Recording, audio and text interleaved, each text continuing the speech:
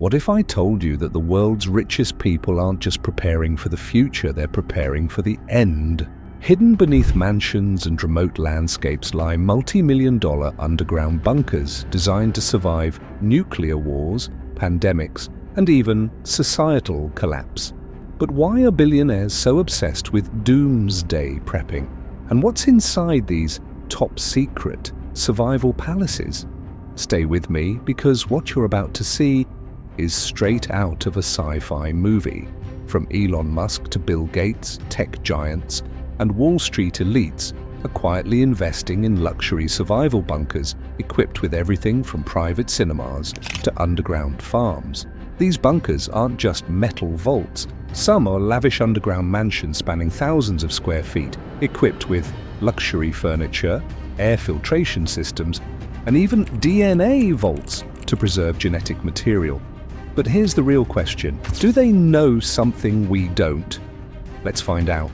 Here's the shocking truth about billionaires who have secretly built doomsday bunkers. What are they preparing for? Bill Gates, the co-founder of Microsoft, is rumored to have multiple underground bunkers beneath his properties, including his $125 million mansion, Xanadu 2.0 in Medina, Washington. His bunkers are designed with state-of-the-art security systems, nuclear-proof structures, and independent power sources. Gates has been a long-time advocate for pandemic preparedness, so his bunkers are believed to be stocked with medical supplies, advanced filtration systems, and years' worth of food storage.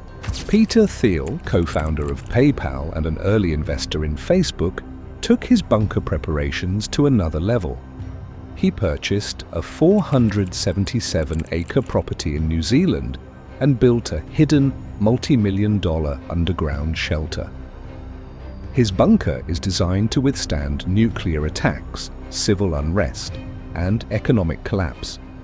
Many Silicon Valley elites consider New Zealand the ultimate escape destination due to its stable economy, low population density, and self-sufficiency.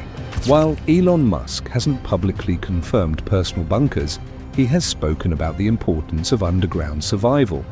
Musk has worked on advanced tunnel-building technology that could be used for underground bunkers on Earth and eventually on Mars through his company, The Boring Company.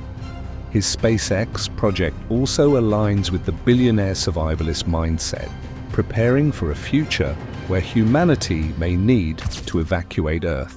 Larry Hall, a former government contractor, developed the Survival Condo project, which turns abandoned missile silos into high-end underground luxury bunkers. Many billionaires have secretly purchased these condos, which are equipped with private security teams, indoor hydroponic farms, underground gyms and entertainment centers, and advanced renewable energy systems. These bunkers are self-sufficient and can support 75 people for over 5 years without outside help. Steve Huffman, the CEO of Reddit, has openly admitted to preparing for societal collapse. He has undergone laser eye surgery to ensure his vision is perfect for survival and has invested in land with bunkers, off-grid energy sources, and firearm training. Many tech elites share this mindset, fearing that AI, pandemics, or financial crashes could trigger a breakdown of society. A former nuclear missile silo in Kansas has been converted into a high-end underground bunker community for the ultra-wealthy. This multi-story bunker offers penthouse-style luxury apartments, a private school, indoor gardens, and a cinema, military-grade security and biometric entry systems, supplies and fuel reserves to last over 20 years. Billionaires, celebrities, and tech entrepreneurs have reportedly bought into this exclusive survival community. But here's something even more chilling. These underground bunkers aren't just about survival, they're about control. Let that sink in. These billionaires aren't just preparing to outlive disasters, they're building underground kingdoms where they will still control resources, dictate rules, and maintain their elite status, even if the surface world is in ruins. It's not just survival, it's power beyond the apocalypse. But what exactly makes these bunkers so powerful? What's inside them that guarantees survival for years, even decades? Let's take a look. We already know about luxury interiors, security systems, and renewable energy, but what about self-sustaining food production? Many of these high-end survival bunkers feature cutting-edge hydroponic farms, where fruits, vegetables, and even protein sources like lab-grown meat or insect farms are cultivated underground. These farms use advanced LED lighting, automated watering systems, and genetically modified crops designed to grow faster and require minimal maintenance. And then there's water. You can't survive long without it. The most advanced bunkers have their own underground wells, filtration systems, and even desalination units, ensuring a continuous supply of clean, drinkable water no matter what happens on the surface. But here's something even more unsettling. Survival isn't just about supplies, it's about the mind. Living underground for years isn't just a logistical challenge, it's a mental one. Imagine being stuck in the same place, seeing the same people, never experiencing the sky, fresh air, or the simple freedom to step outside. And of course, the ultra-rich have already prepared for this. Some of these bunkers come equipped with simulated sky domes, massive LED panels that mimic sunrise, sunset, and even changing weather patterns to keep people from feeling trapped.